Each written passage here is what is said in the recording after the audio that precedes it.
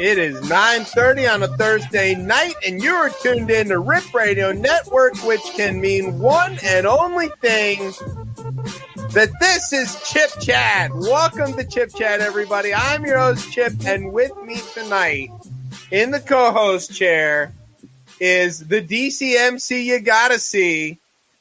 Tez is here. Say hi to everybody. Yo, what is up, Tez? I'm back on radio. It's been a long time since Have you done any other radio since we had you on? No, I have not. No, I've been waiting for this. I've been waiting for the call. I've been sitting back, chilling, working on making sure I don't stop talking, which is really hard for me. So, we'll see how That's right. Those windmills are counting on you. Woo! All right. Also, we have a special guest tonight who is special, I think, for both of us.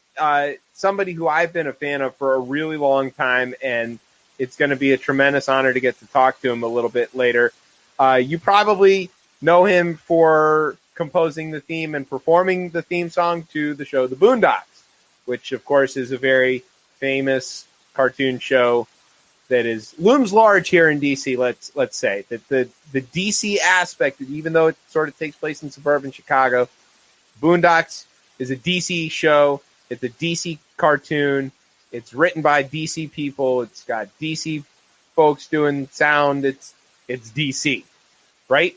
So anyway, Asheru is going to be here tonight. I was building up to that. I didn't you made it there. Yeah, eventually. But he's going to be here, and we've got all kinds of things to talk to him about, not just about music, but of course about his work as an educator, which is, I think, the thing that he is maybe not as well known for, but should be. He's also won a bunch of Peabody Awards and stuff. So, he's way out of our league, and it's going to be a big deal.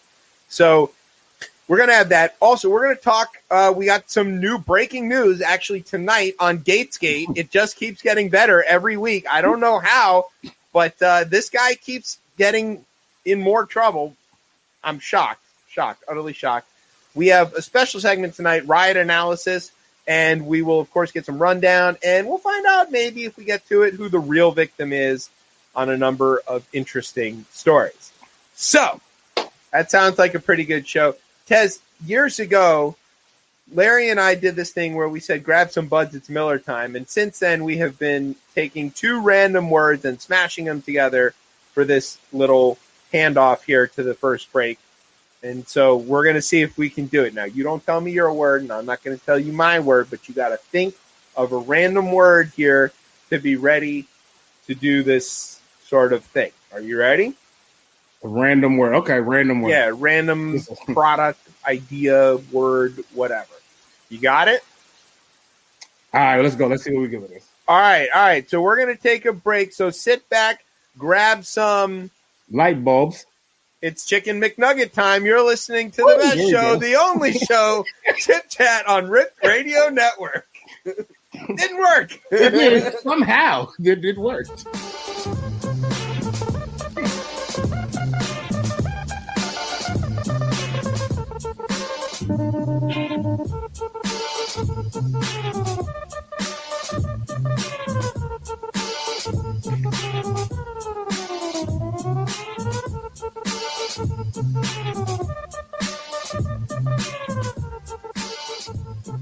All right, welcome back to Chip Chat here on RIP Radio Network. I am your host, and Chip, and with me tonight is our special guest co-host, Tez, the DCMC you gotta see.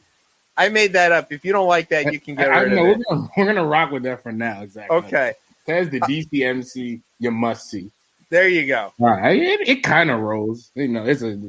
Well, I said gotta because it's got the extra syllable in there. The DCMC you gotta see. That's But okay, whatever. You're the pro. So, what we're going to do right now is what we call riot analysis. Now, people may remember that the country suffered a attack on our seat of government, on the U.S. Capitol here in the district, when a bunch of white supremacists got mad that their white supremacist Donut King lost, I guess. And essentially, there's been a lot of conjecture about who these rioters are, but a very smart professor. His name is Pape, Dr. Pape. They're at the Chicago Project on Security and Threats. That's the CPOS. They worked with court documents to basically go through and see amongst the people who were charged. So far, there are, I think, 377 people charged in this riot. And according to what we know from the FBI, that number is about to really expand. I was going to say, it's going to get a little bit larger than that, right? Yeah, there were more than 377 people there. But of those 377, they did some analysis about these people and about who they are and where they come from. And the most shocking thing about this analysis is how unshocking it is. It is basically confirming what you definitely would have already guessed. So, Tez, who did you think, before you read this, were these insurrectionist terrorists? I guess the easy answer for me to go with is, individuals in like the quintessential like rural communities and maybe detached away from like a lot of like, I wouldn't say like the normal media, but maybe like where their sources of information is different from like what the majority probably gets. But in the back of my mind, the actions they had, it felt like they were watching their world crumble around them. And I think that's kind of what, as you go into this story, you see that there's a little bit of that. Like, it's like, oh my God, what's happening around me? Things are different now. So right. So I also mistakenly thought that these were a bunch of rednecks from the boonies, essentially. But I thought that maybe for the first few minutes of this. And then as I kind of watched it unfold and I realized that people who work for a living, and by that I mean people who work with their hands, tradespeople like me or whatever, they don't behave like this at all. And so these people had to hit tradespeople. You know what? Here's the thing I'll say about us sort of in general. We don't have this sense of entitlement. We're used to losing. And and I say in my Orioles shirt, no less, we're used to losing. Yeah, that's right. Well, sorry about that. You've won stuff more recently, but we're used to losing, and so therefore we just sort of roll with the punches a little bit better and just kind of accept that. Yeah, all right. Well, we lost this one. We get over it and get it all doesn't matter. We still have to go to work the next day. But these guys, they were aggrieved. And so it seems like maybe they had some sort of sense of entitlement. So I started to think that maybe they were like white-collar workers who were mad, but still from the boonies. What we found out from this study here is that they're not from the boonies at all. In fact, they're overwhelmingly from counties that Joe Biden won, and they're from the suburbs. They're not from the rural areas. They're in places where they're in blue states. The majority of them come from blue states.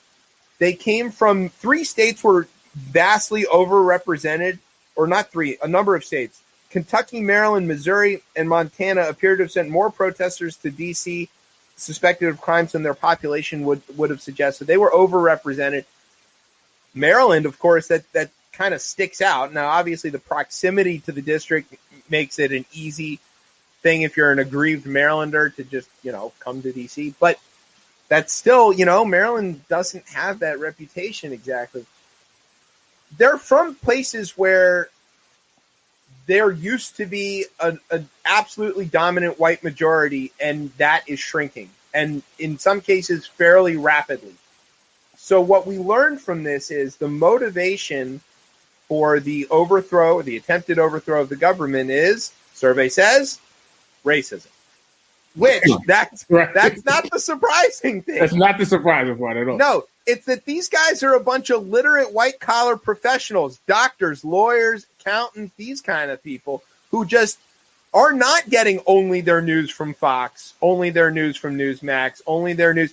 They are in mainstream society, functioning in mainstream society, and then looking around and going, hey, there's brown people in my county, and that bothers me for some reason, so I'm going to overthrow the government or something like. I don't know. Like, how do you think that line zigs and zags from the right. Mariachi music to like quick topple the government. I think if you look at the people who like are the leaders of these followers here, like if you think about some of the people who are inside the government, some of these people are really smart individuals, have went to the top tier like schools in the country. They kind of understand how a lot of this works. And I wonder, it seems to me that people are suspending any sense of logic because the thought of white supremacy eventually disappearing in this country it's scaring them to hell, right? Yeah. It scared them to DC to run into the Capitol. And I think, especially, imagine, I feel bad. I'm trying to find empathy right now with these people. It almost sounds like I'm doing that a little bit. Don't worry, we know. if I'm in these counties, right, and I'm assuming that these counties probably have had a change, right, and maybe there's an influx of different groups that are coming into their counties, and it is changing, that they're looking around and they're saying, all right, my way of life is gone. And I think coming to DC on January 6th and being able to coalesce with a lot of like-minded people who, again, most of them know kind of what's going on and they know right from wrong and they're educated, but also at the same time, they're trying to battle something that is eventually going to disappear. They're holding on to dear life. And I just think that the article was really interesting because, again, I can imagine them watching their counties transition, and that just is what throws them for a loop. So what I don't understand is why it bothers them so much. In this case here, you've got this Collin County, which is north of Dallas. It has lost white population or percentage of white population at the rate of 4.3% since 2015.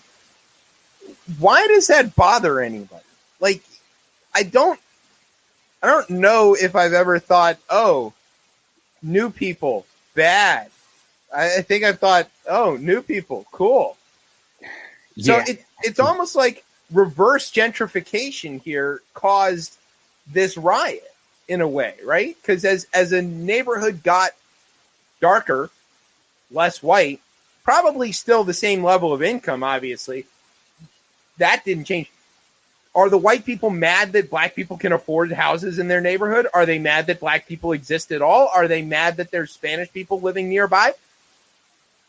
I think what we've learned from this is, remember the thing with the go-go at the T-Mobile store down on Georgia Avenue? Yeah, seventh, wherever it changed, right there where it changes. Yeah, 7th and Florida. Yeah, 7th and Florida. There you go. It's like that backwards. So if we want to cause a riot, we should play go-go in white counties.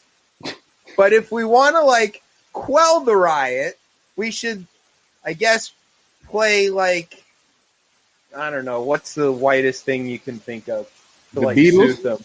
Nah, the Beatles had a little soul. Yeah, I like the Beatles. Guess, you know, it's got to be somebody I don't like.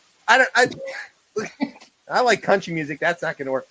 Just think of like Frank Sinatra. Play Frank Sinatra at these counties, and we're safe. That's it. And the FBI can stand down. We can take all the fences down and just set up music to play in the what's the opposite of gentrification? Cool. Yeah, that's a. I'm going to come back to you on that. With the opposite of it, yeah. Yeah, it's like people living near each other. The opposite of it.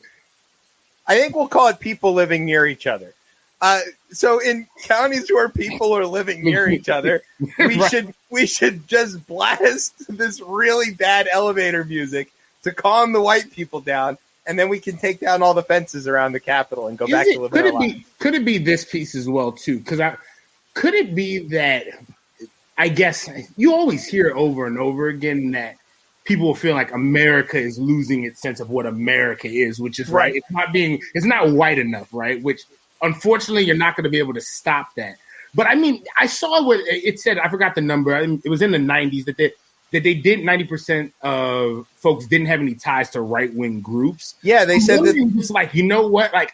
Almost just, I feel like watching the whole Trump saga unfold. It was almost like, I'm going to get crucified, but it was almost like the enthusiasm folks had for Obama and the wanting to belong a part of something. It felt like white folks were like, yo, I want to belong to something. And this shining MAGA hat up here is what this is the common thread. The red hat is the common thread, and really racism is the common thread. If we get right.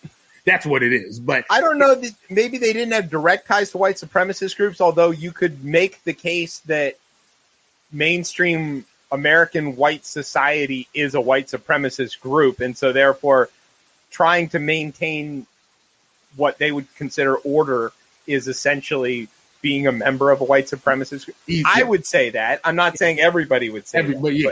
But yeah. I mean, and we could make points to that. We could there's things that tie into that. We can go for days about that. So right. American society is a white supremacist group. That's what I'm saying. And so if you are white American society, I should say. So if you're wanting to be a part of that, if you're trying to not stand out at the mall, you are that. And they don't like that. That's the other thing. It's like really funny.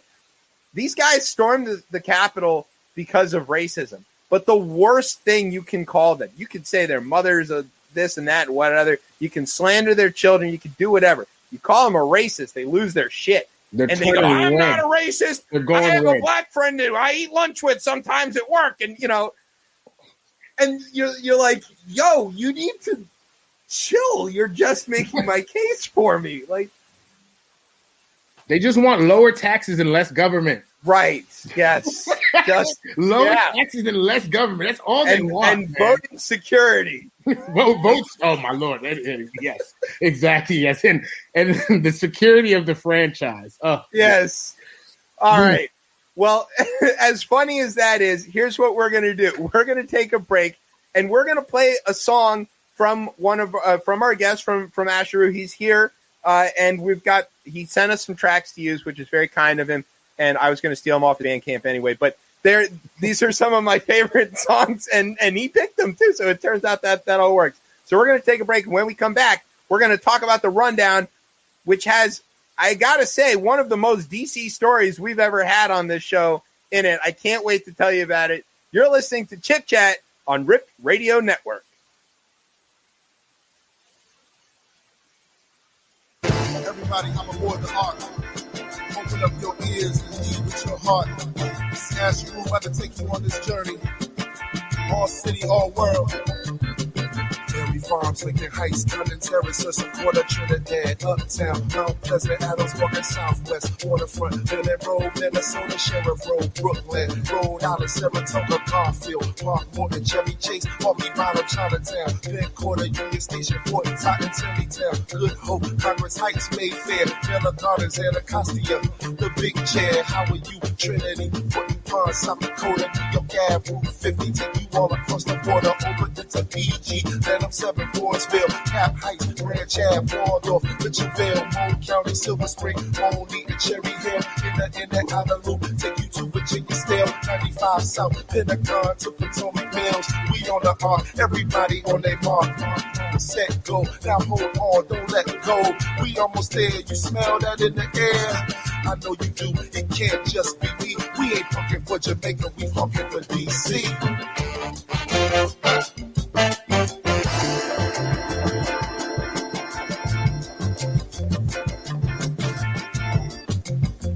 All right, welcome back to Chip Chat here on RIP Radio Network. I'm your host, Chip. With me tonight is Tez, and that was our guest, Asheru.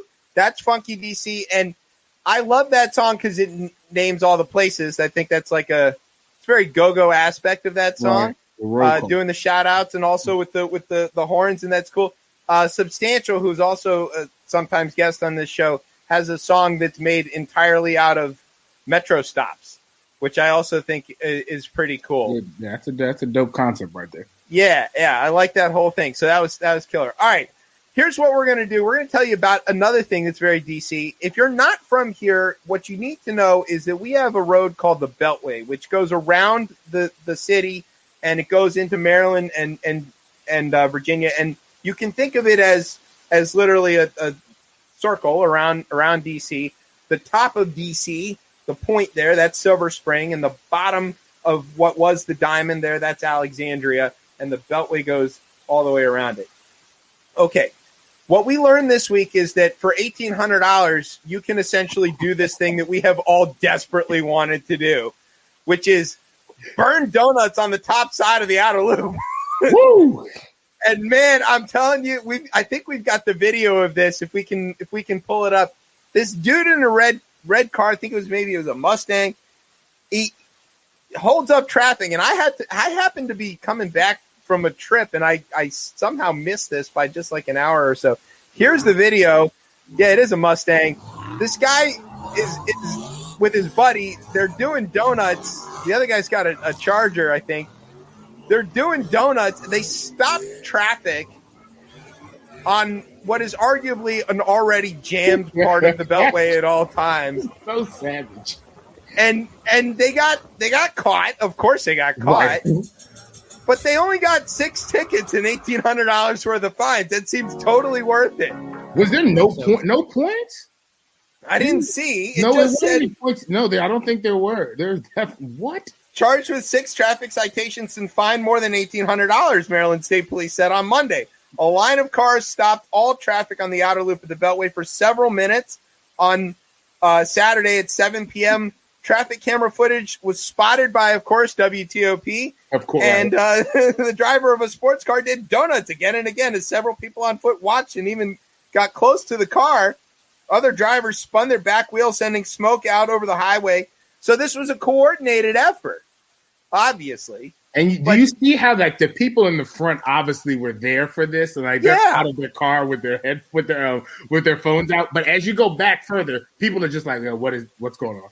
Right. So my guess is that the people in the front there, they were the ones who had to stop the traffic. So they had to all get in a line, basically shoulder to shoulder, and slow everything down and then stop, which is itself a terrifying feat on the Beltway. Look at the Beltway has 2 speeds. There's Rudy. The Beltway has 2 speeds. It has stop, which is most of the Beltway, and fuck all go, which is the other part of the Beltway. Where if you are doing the speed limit, you are about to get rear-ended.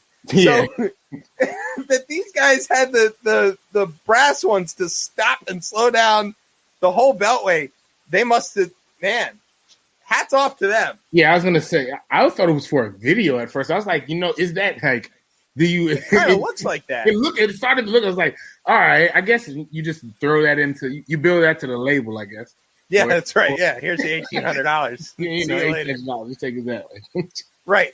All right. Speaking of bandits and criminals getting away with stuff, let's talk about the Trump campaign. What we learned this week is that from the New York Times, the failing New York Times, that the Trump campaign had to refund nearly $70 million in fraudulent donations because they swindled their own donors with these automatic opt-in weekly donations on their website. They, by contrast, just so like to make this make sense, in total, the Trump campaign refunded $122 million. Joe Biden's campaign refunded $21 million. So that's 5 times more than what he did. And the reason campaigns have to refund money usually is because people give more than they're allowed to give. There's limits, there's caps.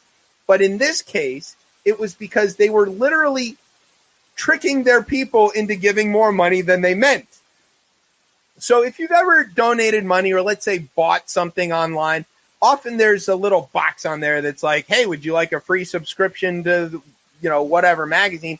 And if you don't want it, you got to uncheck the box, right? Okay, it's a little annoying. We all been there, blah, blah, blah.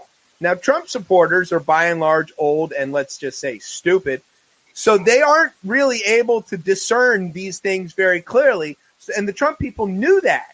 They knew that because they had done some research about this, including from, as we were talking about a little off air, the great Jesse Helms. Yeah, right. Yeah, the great Jesse Helms. Former Klan leader and senator from South Carolina, Jesse Helms, figured out that you could raise money from angry white people and just give them an opportunity and they will give you the money. The Trump people figured this out too. What they did was they added these checked boxes, pre-checked boxes to their website. Now, if you're looking at the video, you can see here, Brian's pulled it up. there in that yellow box, it says, make this a monthly recurring donation. Now, that was make it yellow, though. They made it yellow for them. Initially. Oh, that's and in bold print.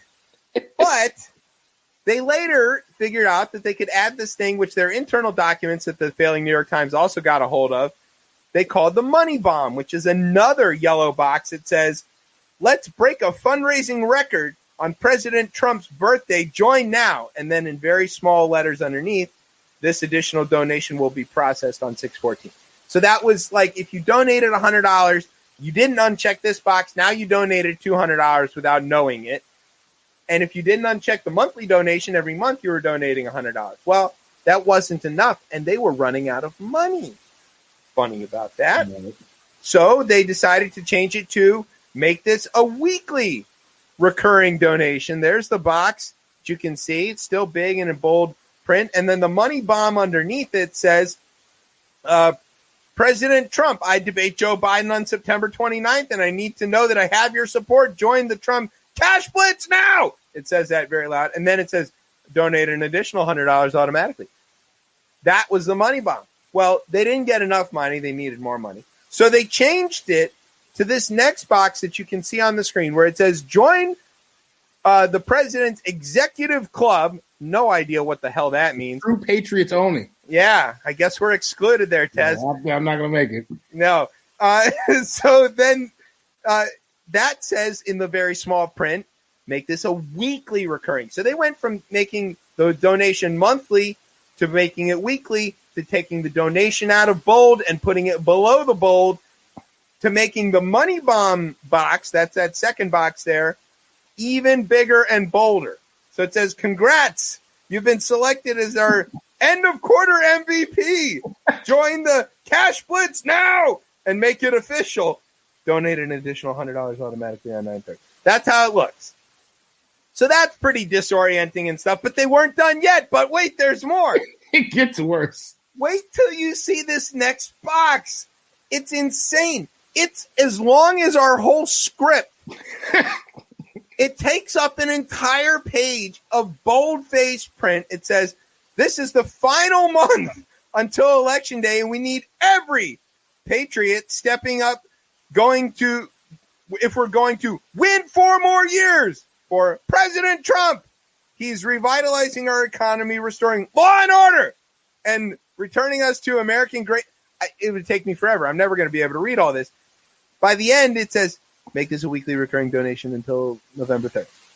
Tiny, right? And then the money bomb, again, reads like one of his tweets. It's just this list of angry, bold-faced, randomly capitalized grievances. What is capitalization happening here? I don't know. In his defense, I write poorly and randomly capitalize stuff when I'm writing by hand, but not when I'm typing. Not typing. No. Autocorrect takes care of that for me. But so then that's another $100.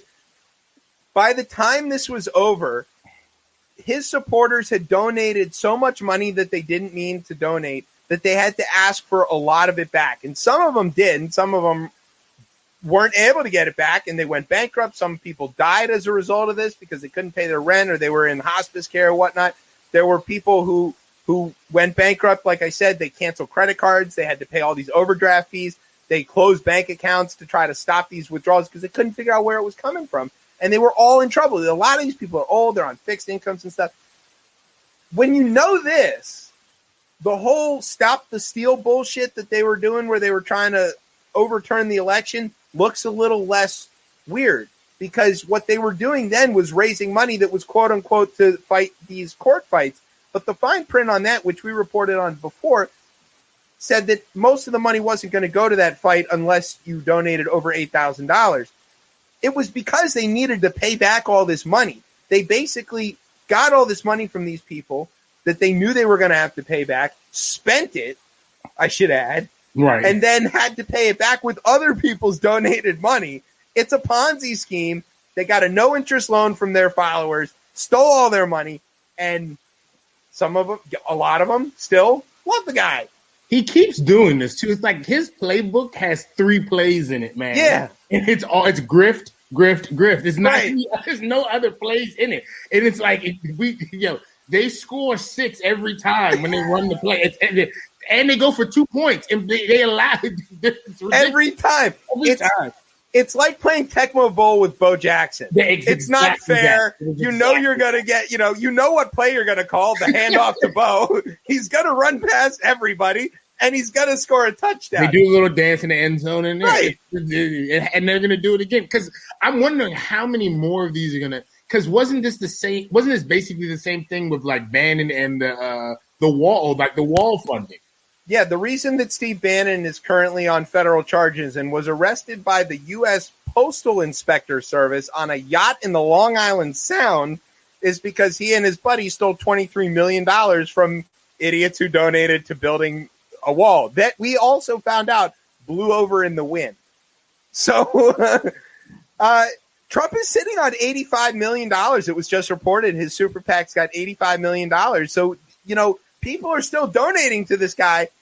And you could make the argument that, okay, this was in fine print. They should have known better. They should have, this is buyer beware and kind of stuff.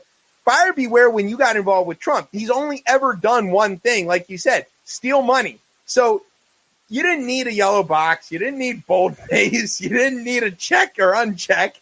You knew what he was going to do when you got close to him.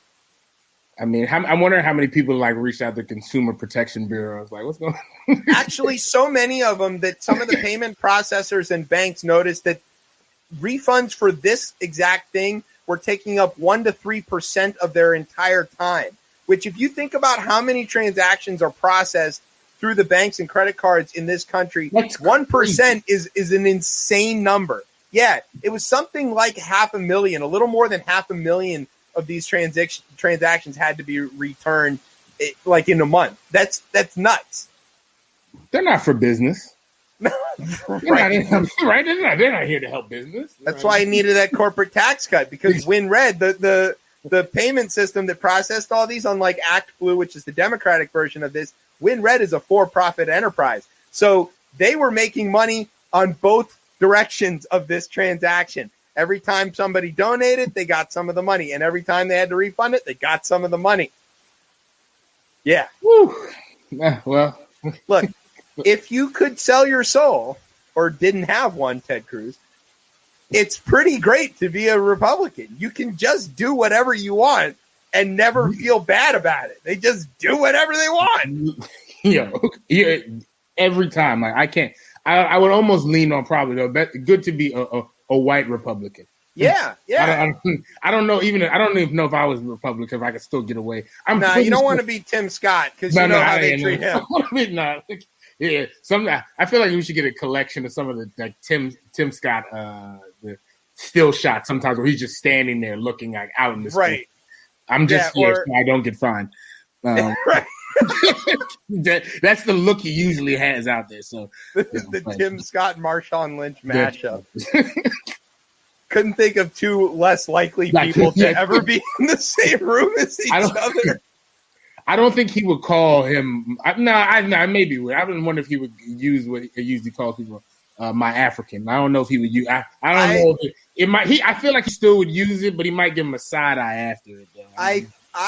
I'm not. I don't know. You never know with Marshawn, but I think he might throw Skittles at him like that. I don't think that's a good. Feel like that could be a little iffy. All right. Speaking of iffy, the last story we want to get to before we talk to our amazing guest is that, unlike this show, Fox News has a comedy show. They have decided that they want to enter the realm of funny. Now, it's called Gutfeld. It stars this guy, Greg Gutfeld, who used to host a show at 3 a.m. because that's about the level of talent he's got. It's bad. It's really bad. I saw a few clips of this, and I know that comedy is hard for people who aren't, I don't know, let's say Jewish or black, because it kind of comes easy to both of us. But it's like there's not a lot of right-wing comedians, and I think there's a reason for that. There's got to be a reason for that, right?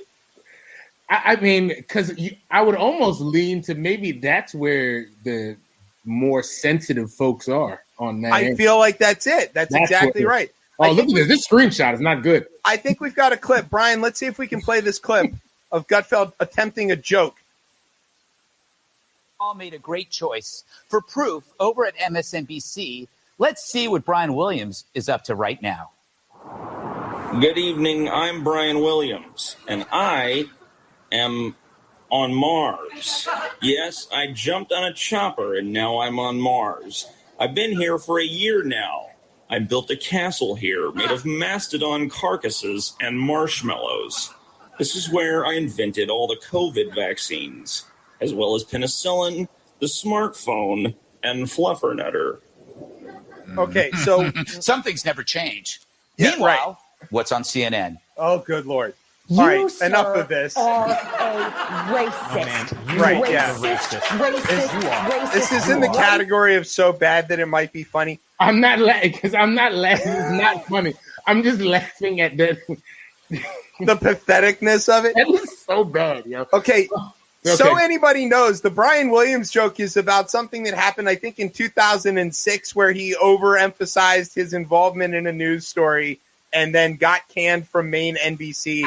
Spent a couple of years, doing whatever. You go for that joke, and I'm wondering though, based on the demographic that's going to watch it, I don't even think they're going to get that one.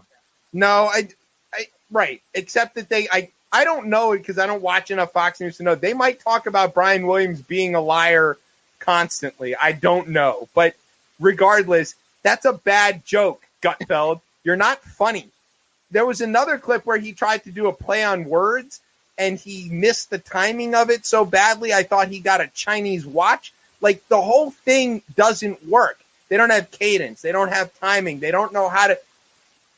For a group of people who spend their time insulting each other, they have never played the dozens. They just Never. have no clue. Never. I feel like we owe them something. As amateur comedians, as they are amateur comedians, we should try our very best to write a joke for the Fox News comedy show. Do you think you could do it? Can I write a joke for Gutfeld? Which Yeah. he doesn't have a good. The name works on there. Yeah. Well, obviously, there's all the ideas about punching the Gutfeld and all that kind of thing. That's a little bit too easy. Right? Yeah, we're not going to go for that one, But if you need a joke that would kill on Fox News, I think I know how it goes. what? Well, don't. You want to hear me tell it? I don't think I'm you're going to gonna let you like go it. ahead because where I was going to go, if I had to pull myself back, but go ahead. No, okay. Here's I think how he's going to get the most laughs. Hi, I'm Greg Gutfeld. Black people. And then that's it. That's the joke. He's just going to say that. They're all going to get scared and jump around, and the ratings are going to go through the roof. I'm no. I'm it's the same thing, but black people are here. Oh, yes. Yeah. We'll just go with it. Black people are here. Yes. Maybe something LeBron James. That's it. That's the whole joke. Dr. Seuss was a hero. There you go. Very good. See, we could write for them. We can get there. All right. Our assignment for next time is There we to go. come up with some jokes for Fox News' terrible show. I feel bad. You might for them. use them. That would be terrible. I don't know. I guess I think I feel bad for them. I don't know. Here's what we're going to do. We're going to take a break and play a song while we write jokes for Fox News. And when we come back, we're going to talk to the actual man behind the song, who is more than you might know. A lot of people know him for his music, but there's way more to it than that. It's going to be an amazing interview. I can't wait. You're listening to Chip Chat on RIP Radio Network.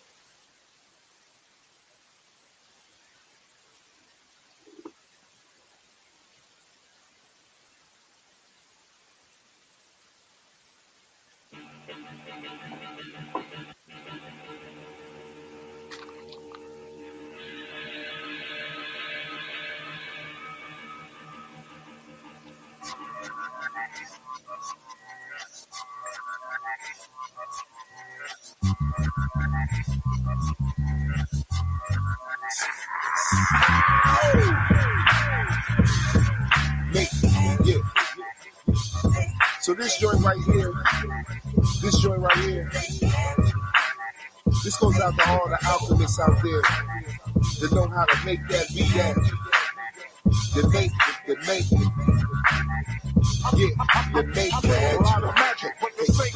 that make class from the boardroom. Avoid the courtroom. Black life is real, man. This is not a cartoon. Feel like a tiger in a suit. Wish a motherfucker would try to take from me and mine like a motherfucker could. Like the rust off before I bust off. Mamas up, they steaks. Fuck around, get dust off like buffet plates. This is food for the soul. Pull up a chair. Pour yourself a cup of it. It'll only take a couple years for some to really get it. I keep it so Robin Hood. Get it from the comedics and go for the gold. Using formulas untold and break from the mold. Give you a piece of my soul. The way I do it is too cold.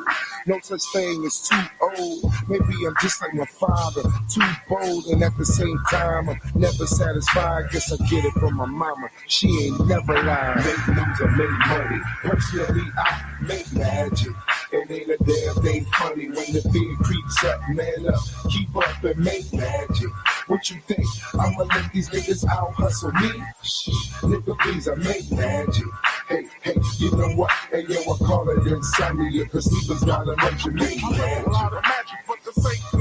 Seven has the project Nomo, Vince Gorilla Arts. We the willing are the ones who make the revenue. All right, welcome back to Chip Chat here on Rip Radio Network. I'm your host, Chip. With me tonight is Tez, and that was our guest with the song Make Magic, which is magic. It's a great song. We are really having a good time with the break music this week, I should say, because, you know, it's great, and we're vibing and having a good time. Okay, let's see here. Gabriel Ben, known in hip-hop as Asheru, is an educator, teacher, mentor, provocateur of the bad guys. He is, of course, best known for the theme song for the Boondocks, but is also well known for his deep soundscapes and inspirational lyrics. But he's also done a bunch more stuff, including won a bunch of Peabody Awards, and we're going to talk to him about how much smarter than us he is.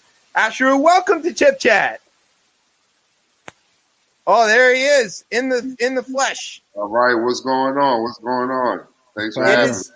It is an honor to get to talk to you. I'm a big fan. You were my ringtone on my phone for about 5 years. That's dope. Yeah. Appreciate it, man. Well, all right. So you're a bit of a, let's say, DC hip-hop royalty, a bit of a legend here. So briefly tell folks how the Boondocks theme, people are going to want to know, how you got that gig and how that came into being and what the message of the song and all that stuff. I always tell this story. I mean, I'm trying to keep it quick, but I met Aaron. Aaron is from the area. Sure. And, College Park. Yeah. And so around 99, I put out a project, Unspoken Heard. We put out a EP called Jamboree. And we were kind of making our rounds, hitting different college radio and doing our stuff. And so Aaron was part of a collective of DJs and had a radio show at University of Maryland. So we popped in, we did the show. And when I saw Aaron, he was like, man, if I ever do a TV show, I want you to do my theme song. And I was like, all right, dope. Let me know, man. It sounds cool to me. This is in 99. Right. Doing the cartoon, the comic strip. Right. So fast forward like 2003, I saw Aaron in a hotel. I was in a hotel. I was in an education conference in LA. And I'm sitting in the hotel lobby of my hotel, and Aaron walks in. And I was like, yo, what are the fucking odds that I see you here? I gave him the CD that I had at the time. I think Insomnia was the project I had just put out. So I gave it to him, and he called me, and he was like, man, this is dope. We gotta work together. He's like, I'm getting closer to the show. I'm starting to talk to people. It's about to happen. I'm like, all right, cool. 2 years go by. I see Aaron at a Mos Def concert in LA. Again, I'm in LA. Of course. At a Mos Def concert. We're walking out, and who do I see? Aaron, just walking across the street.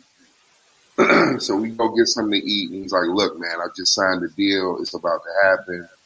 I still want you to do my theme song. I'm going to sing you the beat, blah, blah, blah. So I was like, cool. I went back home. He sent me the beat. He calls me, and he's like, look, man, I know you don't know a lot about the show. You don't know what it looks like. He's like, you're just shooting in the dark here, but, There are 3 rules. I want you to not say the name Boondocks. Don't mention any characters. He said, I want you to make it 30 seconds long, and I want you to make it as black as you can possibly make it. There you go. And that was it. And he literally just hung up the phone. And then I just sat there. Right. Yeah, like shit. Okay, how do I do this? How do I make this as black as I could possibly make it? So ended up writing a verse, and I sent it to him. And Aaron called me. He's like, "Yo, this is cool, but it's not the one. Like, write another one." So I'm like, "Damn, okay, write another one." Send it to him. And he's like, It's like, man, it's getting there. It's not quite what I'm looking for, but it's almost there. Like, just keep going, keep writing. So I ended up doing like a 3rd, 4th, 5th, 6th version, and he said no to all of them. Damn. And then the 7th time, and even on those other versions, like Blue Black came in, we did so much stuff for it, but he said no to all of them. And then the 7th one was the one he took. And so that day that I recorded that one, I just remember going into the studio and telling the engineer, like, yo, if he doesn't take this one, it just ain't gonna happen, man. Because Aaron is tripping. I was like, Aaron is tripping. Like, I know I'm dope. Why is he saying no to all of these verses? And it's 30 seconds too, so you back it out 30 seconds. Yeah, you gotta fit a lot of metaphor into 30 seconds, man. Yeah. So that verse, and that verse really, if you really break it down, that whole verse, that intro to the show, is dedicated to the black experience in America. You know what I mean? It's just a whole metaphor of being the one that the builder refused, being the ones who were enslaved. But when you really think about it, we're the builders of this country. You know what I mean? We're the cornerstone of this country.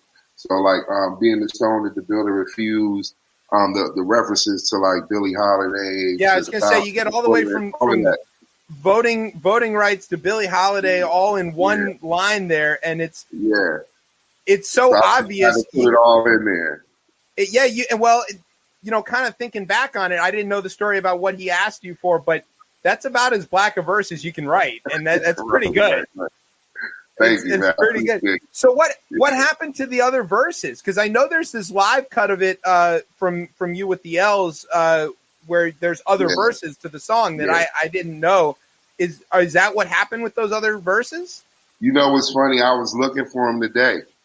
I'm trying to find them. I was in my storage unit today looking for them. I'm going to find them because I have them on a spool of CDs. And, we don't use CDs anymore, but I still have it. I just got to find what box. If you find it, can we get it first and premiere it here on Chip Chat? Yeah, we could definitely work. I mean, listen, I got 6 of them. I have 6 whole other songs. Well, I think RBI is coming on maybe in the next couple of weeks. So if you can find it before he gets here, we'll get RBI to spin it and see what he can do with it. That would be really, really cool. Okay, that's my man. Okay, cool. I like how the phrase to throw the NFT on it now. You throw right. Yeah, you got to throw the NFT on it, Asheru, and then that's what you got to do. Throw the NFT on it and have these people tripping. Listen, I was in here. I'm in my studio now. I was in here a week ago. We were watching what battle was it? We were watching some battle rap thing 2 weeks ago, and I was just saying the exact same thing. Like, yo, I need to make NFTs of all of this shit, man. Like, ASAP. It seems like this NFT thing is getting out of control. I don't understand it well enough. It's like a super copyright essentially that nobody can copy. Serial numbers, like unique serial numbers, is the basics of it. Has become there's a value to it. Okay, we can put serial numbers on records, just not on gun. All right, so I love to do that for you on that one. Recently, there was a bit of a dust up with Dr. Jill Biden about whether she could be a doctor because she has a doctorate in education, which happens to be your doctorate. Your doctor, Asheru. I guess we can call you doctor. Do you doctor? No, they call me doctor, but I'm not a doctor. I didn't pursue a PhD. I just have a master's. Okay, well, I don't know. It says you have. I'm 20 plus years in though, so it's like I have a earned PhD from just experience. You know what I was like, well, it's just missing a dissertation right at this That point. counts. Yeah, that's all. And I'm writing a book. Oh, there actually. it is. I mean, you good. There it is. Yeah, All so right. yeah. Do I have to read the book, or can I just wait for you to wrap it to me? Because I really don't have the time to read all that No, stuff. listen, you're gonna actually enjoy reading the book. That's the cool thing. You wait, I can't even. I mean, you'll see, man. It's gonna be dope. I can't wait. I'm on pins and needles. All right. So Tez is here. He's obviously he's an artist as well. He recently released a record with Drew Dave. That's how we got him on the show. That was a few months ago. That was an excellent record, and it confronted a lot of the changing aspects of DC. I don't feel like I'm stealing your own record, but and the surrounding areas. So how do you see that this kind of hip hop merges and how it's part of the greater civil rights conversation? And that's really kind of both of you question, I guess. Say again, how is hip hop? How is it? Yeah, because he released an album that's confronting the changes that are here in DC. So how does hip hop, this kind of modern hip hop, I don't mean what's on the radio, but I mean this kind of modern hip hop, how does that fit in to the overall civil rights conversation we're having, not just here in DC, but in the country as a whole?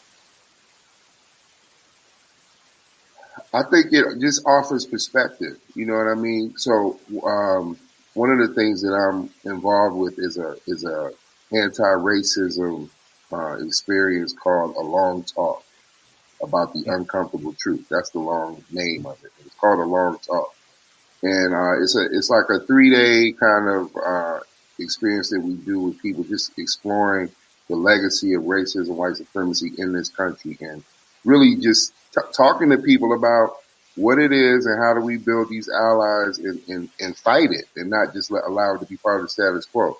I say all that to say, though, part of that 3-day experience is we leave a playlist. We have a playlist of songs that speak to the frustration, the pain, the joy, the anger, the insight, the nuance, all of those things that we have when we have conversations. And I mean, like, when Black people congregate, whether it's in church, barbershops, what have you, the conversation that's always happening is what influences the music, is what influences the movement. And every movement had music. That's part of our makeup. It's part of our DNA, So as artists, it's that Nina Simone quote, our responsibility is to reflect the times. So we always have to be able to speak to what's going on from an honest perspective, like from where I actually, from who I am. And so, like, if you listen to any of my songs, I've never sold a kid cocaine. I've never, I ain't never shot nobody. I never called women bitches in my music. It's just not my reality. You know what I mean? Right. And it wasn't like, well, I want to be a clean rapper. I want to be a positive rapper. It wasn't that. It was just, that just wasn't that's not my lane. You know what I mean? And I think people like us who speak to the times will always be around. So even if the music is 5 years old, 10 years old, it's still relevant right now. It's Absolutely. still relevant right now because racism takes no days off. It ain't no days off. So whenever it shows up, it could be 10 years from now. I mean, listen, right now we listen to Marvin Gaye records from 30 years ago. Yeah, and I'm rocking blues records on 78s. Like that stuff's still relevant because it's still relevant, man. The same Strange shit. Fruit. Like the song, think about the song Strange Fruit. That's relevant right now. Like we're right now watching the George Floyd trial live on TV. Everybody, the whole world. You tell me Strange Fruit ain't relevant right now? Right. And we've got congressmen literally glorifying that exact thing on TV, in committee hearings and stuff. But I don't want to step on.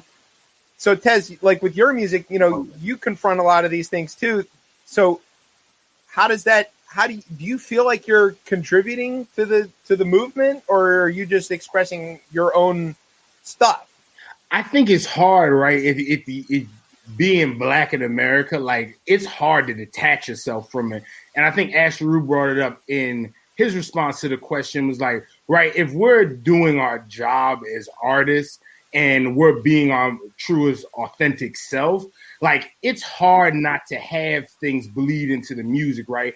If I've walked down U Street for my whole life and living in this area and knowing the difference of it from, let's say, like being real young and like 93, like as they're building the metro up to like 98, and then like let's just say like the beat grinders era and like maybe from like a 2004 to like a 2008 or whatever it might be. As you go through those different eras, as you see the changes, and especially if it's affecting individuals who look like you, like it's hard for me to walk anywhere in the city and not see like extreme wealth juxtaposed with extreme poverty. That's and true. I think like, if I'm doing my job, I need to make sure that that's weaved into the music. And I mean, we always want the music sonically to sound good. And I think that's always what I've respected about Asheru is that it's always sonically sounded good. But then as you're listening in, like I think way back to, I'm blanking on the song. It might have been the price to play. The pay. I think you said, yeah. I think you said. Yeah, well, but I think he said in one of the verses, like, everybody's fighting over being bosses, but it's like, well, I think something like, it's crackers, white and black, right, determining the profits. Like, those, like, but again, like, you listen and you hear it, but, like, the music is still behind it. And, like, so I think that's our job as artists to blend, like, what we see that's going on and also obviously make it sonically sound good to, like, draw the listener in. Because, again, it's going to be timeless, it's going to be relevant because these things aren't changing. Like, we're still speaking on the same thing, sadly. The interesting thing from my perspective as not living that life or not having those experiences is that the music gives me a window into it. It gives me a chance to hear something about how life is that I don't really know because I've never had that. I never felt that. But art is a way to transmit emotion and feeling and even sometimes understanding. And if you're doing it well, you can make somebody feel something that they've never experienced. And that's true through a lot of music. And it works. You know, Nina Simone, I'm glad you brought that up. I listened to her near relentlessly.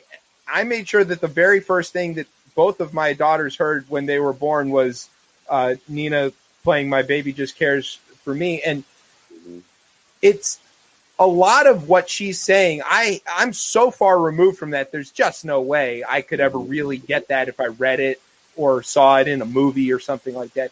But music transcends that. And I can feel in the power of her voice, in the frenetic keys that she's playing, all of this. I can feel the real, whether it's joy or frustration or any of that, it transmits somehow. So I guess what I'm saying is thank you to all you very talented musicians for giving me that window, because otherwise I probably would, skip it. Yeah. So speaking of the way that music can really be instrumental in helping people learn things, we know that Asheru, you're part of this project called Help. Where you use these hip hop lyrics to talk about relevant issues, and this is already a very innovative idea since you've been doing it for a long time. And I went and looked at some of the books of it. This is a kind of a thing that I think a lot of people who aren't officially educators say all the time. Oh no, there's a song about this. It really makes a good point. You should listen to it. People go, nah, whatever. Right. But you're an actual teacher, so you've got an actual book with like Mos Def lyrics, and you go, here, listen, or read this, and now it works. So how is that? Are you still able to do that with the pandemic? How has that affected any of that? What's the overall trajectory here of the Help program? Help has been around for. We started it in 2006, so it's been around for a minute, and it kind of ebbed and flowed. It was down for a couple of years, but really with this pandemic, it kind of had a resurgence because everything is virtual only, and so some people still need like consumable workbook materials, And we designed these kind of like, I don't know if you know, I'm old. I think I might be older than you guys, but you might still remember this. You might still remember this though. There's a magazine that used to come out called Highlights. Oh yeah, it still comes out. Or we used to get like weekly readers in school. I remember like every month. Get those too. Scholastic Reader. Yep. Yeah. So it was made in that design, and it was made for people. When we made it, we got a lot of no's. We got a lot of people shutting the door in our faces. They were like, "Hip hop doesn't belong in the classroom." You got to remember, this was like, early 2000s, and it just wasn't. So we just kept going back to the drawing board and adding all of the feedback and critique and everything that people were saying, and we kind of got it to the point where we knew what we had to create. So we started making it, and the first thing I told my writers and everything, I was like, look, we got to make this for a white woman in Utah who doesn't even know who Nas is. Yeah, take these materials up and look at the student guide and the teacher guide and be able to do it. You know what I mean? So that's kind of how we did it. So we hope, if you go through, we got Ghostface, All That I Got Is You. So that one talks about poverty. It talks about health issues, because he talks about being in poverty, but then his brothers having muscular dystrophy and all that stuff. We got Nas, Bridging the Gap, which talks about the African-American tradition of music from the blues all the way up through hip-hop. We got Calm in the Corner, talks about gentrification, urban living. So it's like every song, Lauryn Hill, Everything is Everything. It's a women's history kind of theme. Saigon, So Much Pain in My Life, dealing with trauma and grief and loss. So it's like really taking these themes and flushing it out like that. And I remember when we were making it, people would always say, well, these songs are going to be old down the road. Like, nobody's going to want to. But Nas is pretty timeless. But my thing is this, though. How old is Shakespeare? Right. Right? How old are these people that they make us read anyway? That's you know right. what I mean? So we can't really relate to Homer. We have to read Homer. Right. Like, The Iliad and the Odyssey and all this. So my thing is, I just saw the Ghost versus Ray versus battle. Yeah. Oh, that was amazing. It was. I had tears in my eyes, man, watching that shit. Right. I couldn't. I wish that it could go on forever. And they looked like Chef was like, no, they could have ripped it 5 hours. Easily. It would have been so amazing. The beauty of it, though, for me, the whole affirming thing for me with that is, after all of those songs, the song he kept for the very end is All That I Got Is You. That's the book. That's the song that we chose. That's it. 10, 15 years ago. You know what I'm saying? And that's how it was old then. It is. Yeah, so it was already a classic, I should say. I don't want to call it old. It's classic material, man. Mighty Woo, but yeah.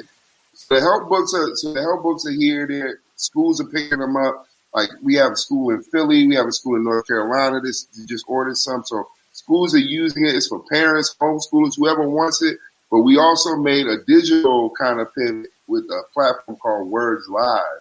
And Words Live allows you to not only use hip hop, but all genres of music.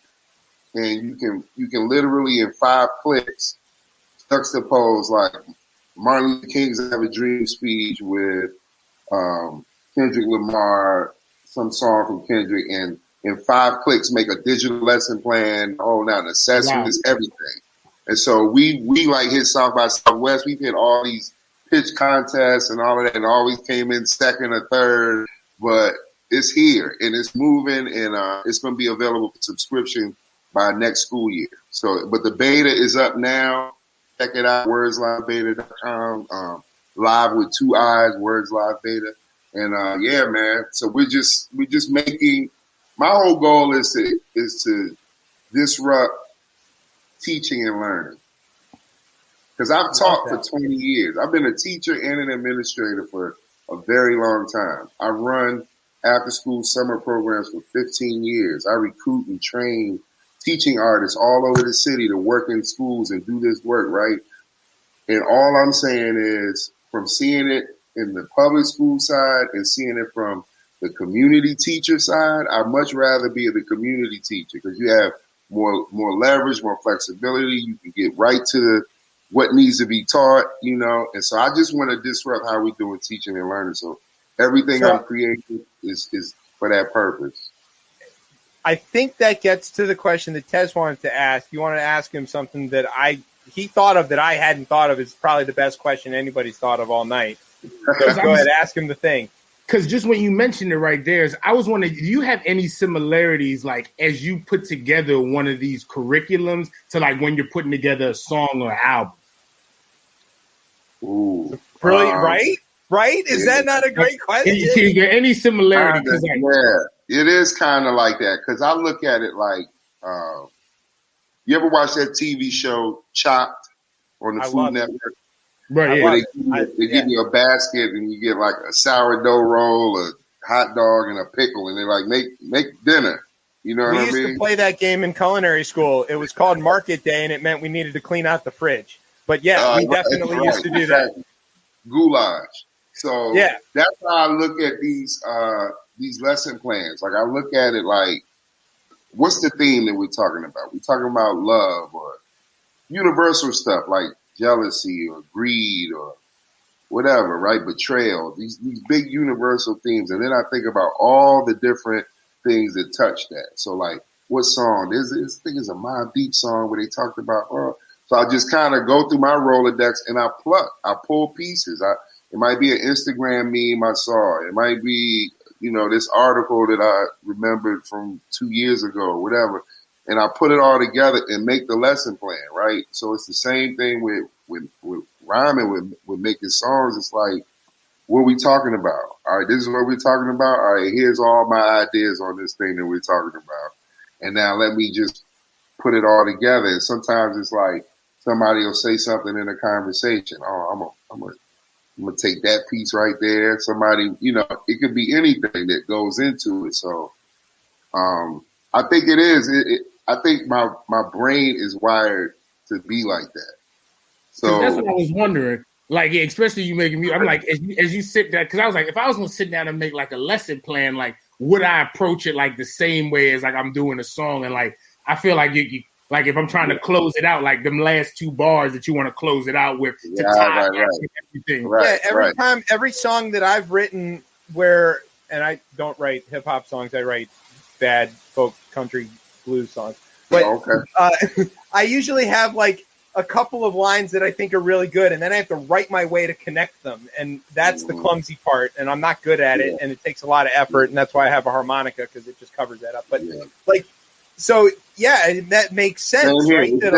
It's rarely linear for me. It's like like I might write two lines and then leave space, and then have two other lines that I thought of, but they just didn't go after those four up top. So I gotta just, you know, like it just. I remember one time I had one of my mentors, man, and this was my OG. I mean, he's still alive. He is my OG. He's about 75 now, right? But maybe 10 years ago, I took him to the studio, to Roddy Rod's studio. We went to Roddy Rod's house, and he was like, yeah, I got to record this poem, man, and I just want to get it out. And So Roddy set it all up, had the beat for him. OG goes into the studio. He goes into the booth. He doesn't even have the words to what he's about to say, right? He literally had like circles with little like little lines, like a one thing here, a word here. And it was like a flow chart. And he had it drawn out. And he literally went in there, man, and spit. I mean, I'm going to get Roddy to send you this thing. It's a story. It's really dope. But he didn't have anything written down. You know, just what I like mean? A bunch of symbols and stuff that made sense. Man, it was like hieroglyphics. It was like hieroglyphics. Literally just walking there and looking at the paper and it told the story.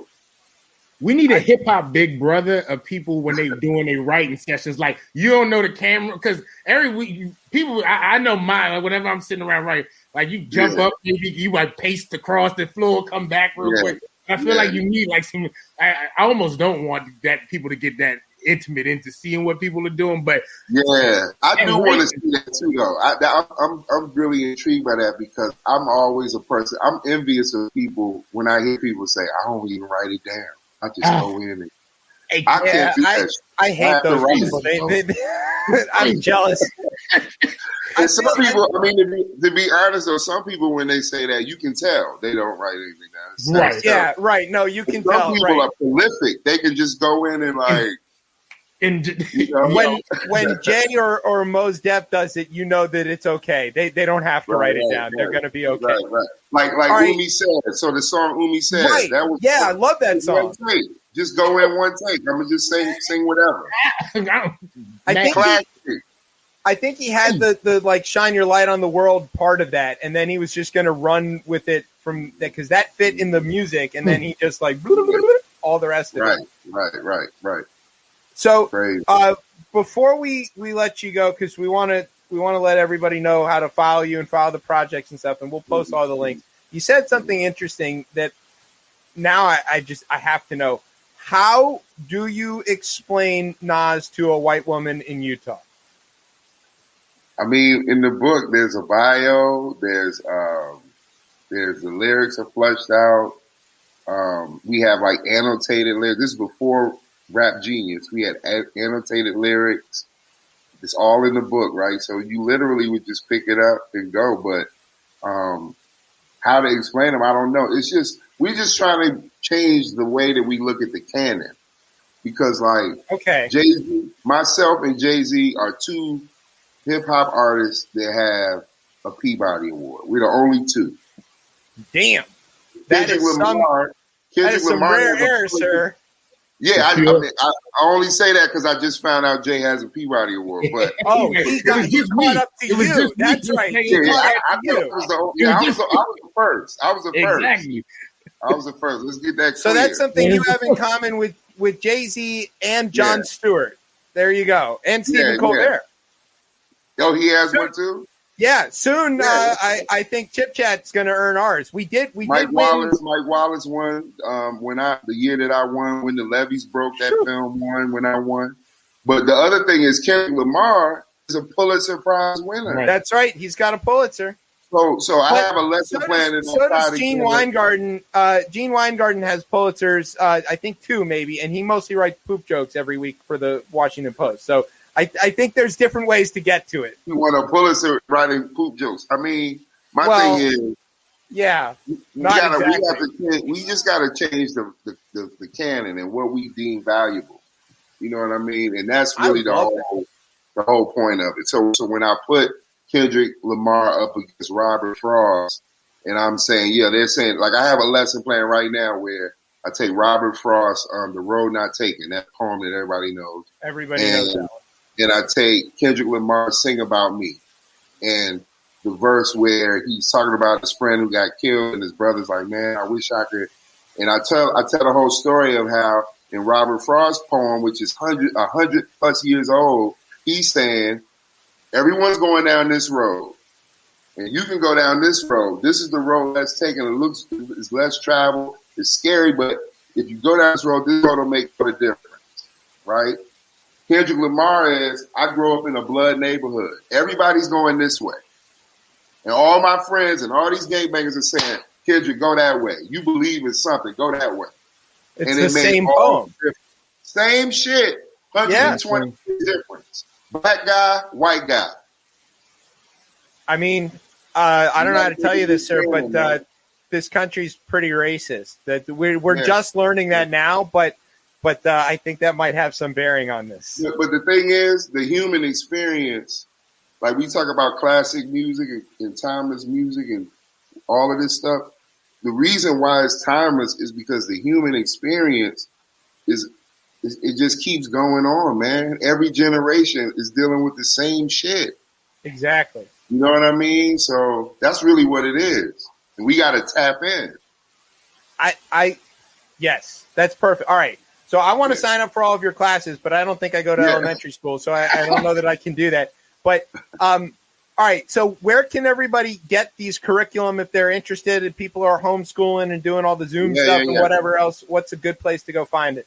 Yeah, if you go to our website, GuerrillaArts.com, it's GUERRILLA-arts.com. You see all the classes, everything that we're doing, and you can also go to the bookstore, the GA bookstore, and check out the help books. We also have the Words Live platform, Words Liive beta.com. Please check that out. Take a test drive. And then the other thing, and I didn't really get to talk about it much, but the other big thing that we're working on right now is Outer Space Lab. It's an outdoor COVID-safe classroom experience that we're doing for schools right now. So kids can literally come with their laptops, plug in like a WeWork kind of vibe, outdoors. We got go-go bands that'll be adopting schools as programming partners. So we got Backyard Band that's adopting Kramer Middle. We're kicking off April 21st. We would love to get y'all support and just shout outs once it gets going. But all of that's coming. Be there. And that's outerspacelabs.io. If you just want to see what it is and get more information. But yeah, man, it's a lot. That sounds amazing. Just changing teaching and learning, man. That's the main objective. Through hip hop, through culture, through the arts, through technology, and through love, man. That's what we're doing.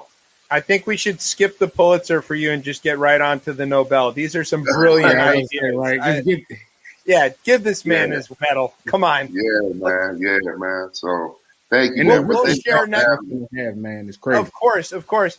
All right, here's what we're going to do. We're going to play one of your songs on the way out, and then we're going to do, I guess, the third half of the show. Although we would love to talk to you for the rest of it, but we know you've got to get up in the morning and do important things for the children.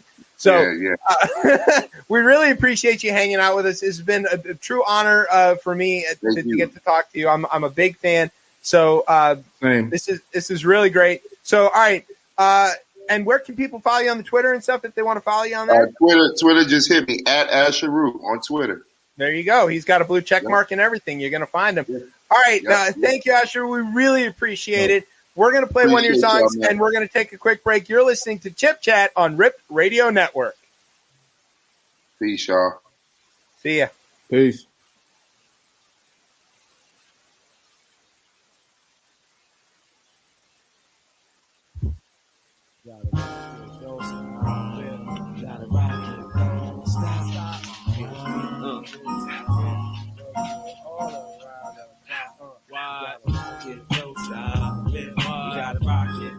Stop.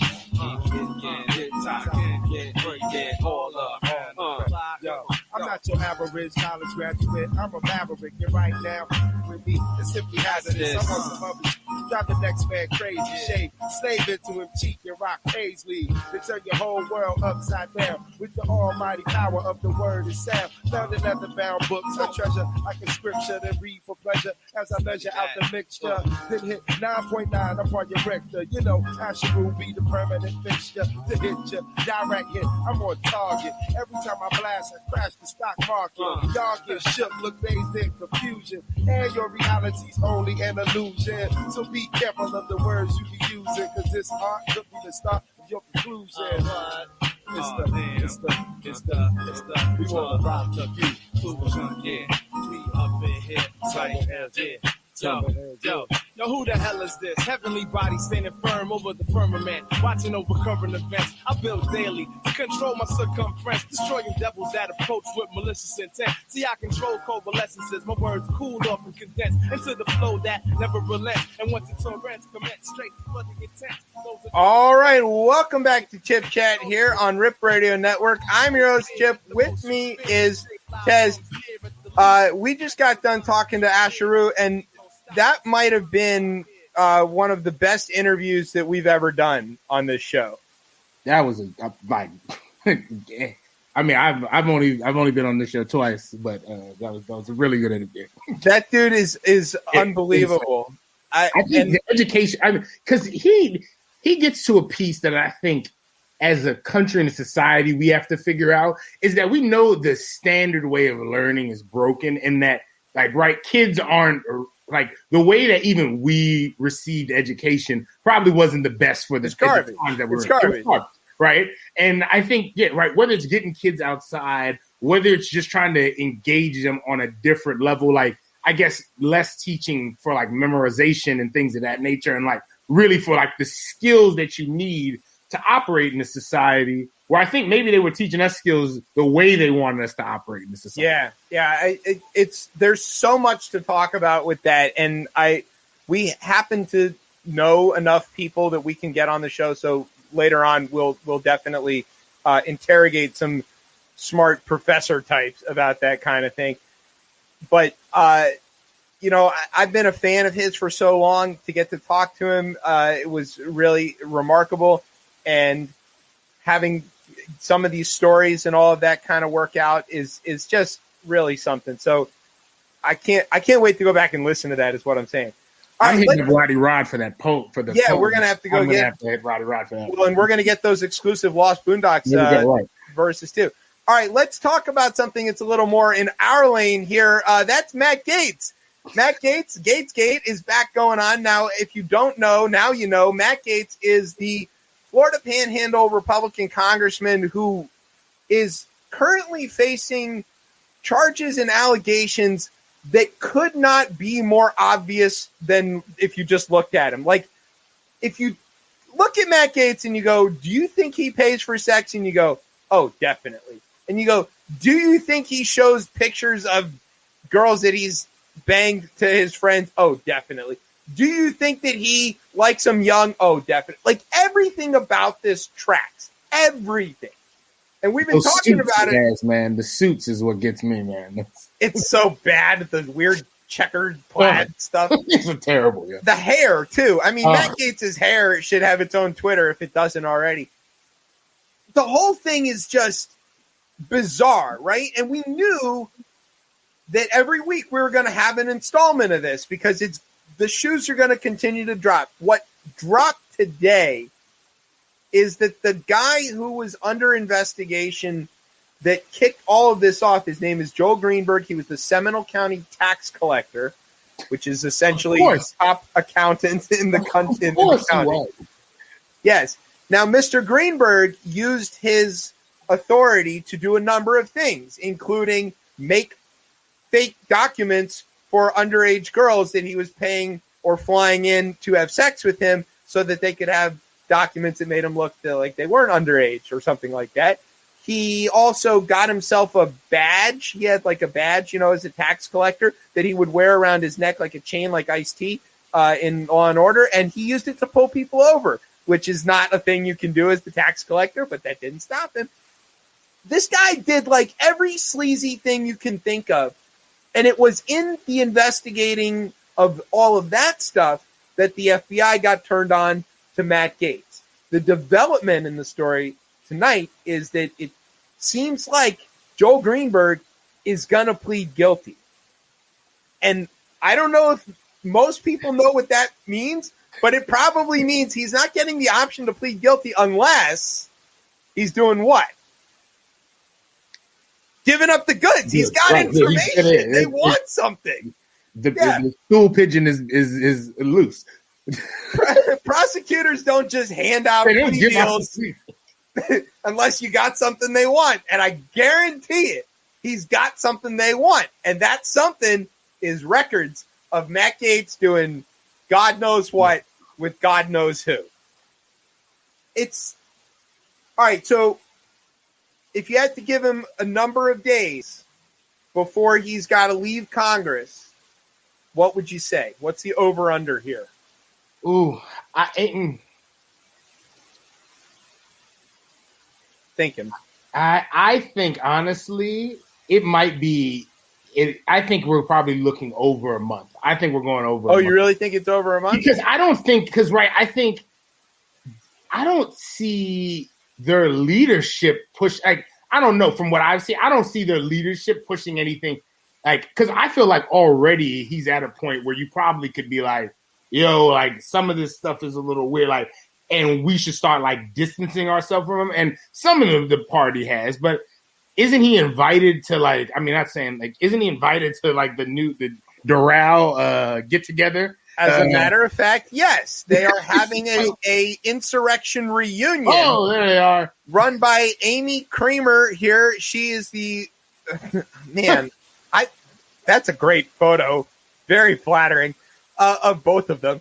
She is the money behind the Women for America First, which was the official permit holder of the insurrection rally that tried to topple the government. It's the New Age Daughters of the Confederates. Yes, it's exactly what it is. And she has an event coming up the Save America Summit, which is supposed to have something going on. And Matt Gaetz is like the keynote speaker there for Friday night, for tomorrow night. Incredible. It is incredible. And like, right, some might say, well, that's not the Republican Party. Yeah, it is. Yeah, come on. All right. What do we say? There's no plausible deniability left in this. So, like, I mean, I think obviously if the allegations, which I just once your Road Dogg says he's pleading guilty on there, and I think that the allegations will get hot enough to push it. But also, too, after watching the last, like, 5 years and who got elected, I don't know, man. Like, I hope that's the case. But, like, does he still sit in that seat? And then, like, if he's even put out of the seat, is this not something where he's running again in a few years? Exactly. I kind of would like to see the scandal get bigger and the Republicans not throw him out. Yeah, and basically tie their ship to that sinking rock and see what happens. Aren't they trying to stop the cabal? Yeah, right. I don't know how to tell you this, Tez, but this obsession of the QAnons with the pedophilia, it's not real. They don't actually mean that. They don't give a shit about the children. Jesus. The sex trafficking thing is just a ruse. What they mean is white supremacy. Well, there we are. We're back. You're just learning that tonight. You learn a lot on Chip Chat. We need to drink for white supremacy. No, we shouldn't drink to it. But yeah, thanks for exposing everything. Yeah. If I had to say an over/under on how many days Matt Gaetz has left in Congress, I would say the number is definitely under 18. Oh, that's a bad joke. Oh, Lord. Yeah. That's a bad joke. All right, let's skip ahead briefly. You mentioned the Daughters of the Confederacy, but before we get to that, we did talk about the QAnons. Here in D.C., we had Easter over the last weekend. Some enterprising young folks decided to hide Easter eggs for the QAnons all over the city, in Garfield Park, in Stanton Park, Meridian Hill, all kinds of great places. What did they put in the eggs? It was something that, everybody likes, not just a certain set of folk. It was packets of Kool-Aid, I believe. Yes. Spelled with a Q. Yes, because they are drinking the Kool-Aid, as the expression goes. Yeah. No word yet on how many of them they found, but I can guarantee if you go on YouTube, you can find 16,000 hours of them researching these plastic eggs all over Meridian Hill Park. There's no QAnoners going to Meridian Hill. Are you kidding me? No, not at all. No, there might be brown people there.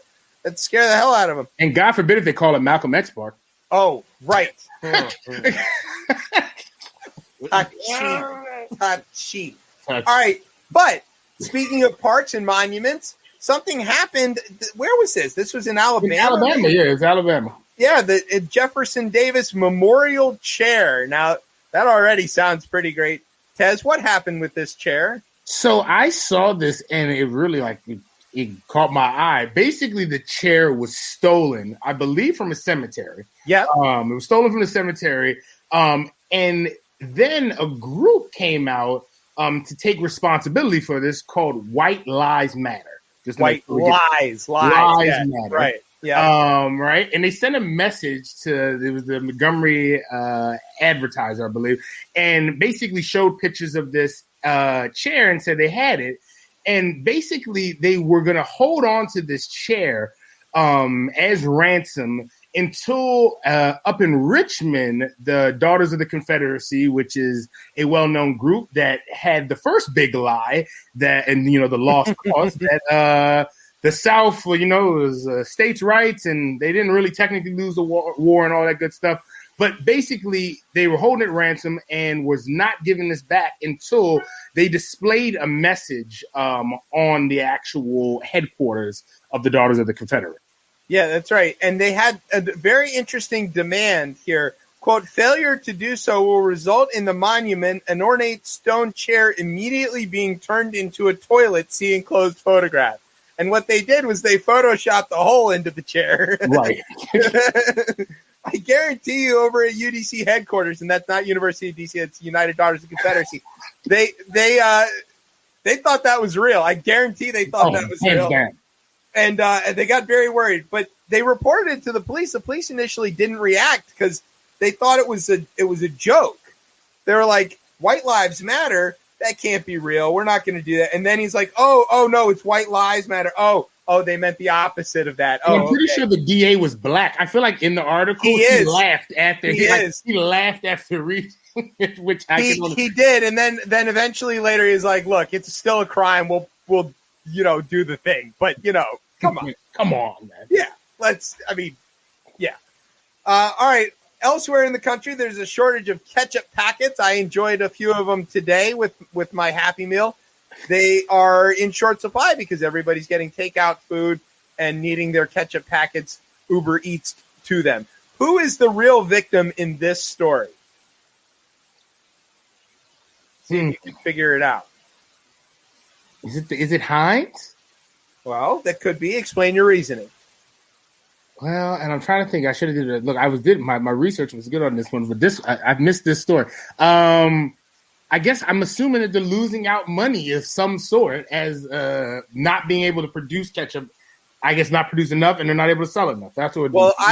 So close. I think the real victim is kids in stadiums all over this country. Now, one of the things that you can do when you're a kid in a stadium and you're bored is get ketchup packets, put them on the edge of the seats, and step on them and squirt stuff, on the people below you. But now this is a Two America thing, man. I get my ass beat on that one. Oh yeah, no, that's the thing I can do. Yeah, you can't do that. But those kids now no access to the ketchup packets. I don't know if this was true in your school, but they would ration the ketchup packets very tightly. Two. I think you had two. Yeah, you got two. So we had to learn to mix the ketchup and mustard to have enough to dip our fries in, because otherwise, and sometimes they weren't. Maybe I just was right, but sometimes from the manufacturer, that package you got wasn't filled with ketchup. Like I got a couple ones that were not filled up.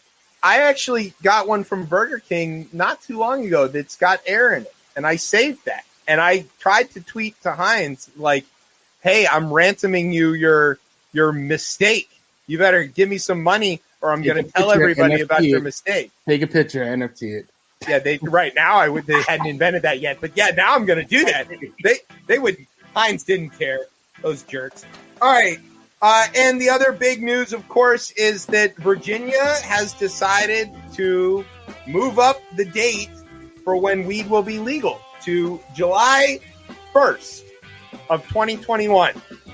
So you can guarantee what I will be doing on July 1st of 2021. Hey, look. Not that far away, man. That's right. I've made it this long. I can hold it out just another couple more months.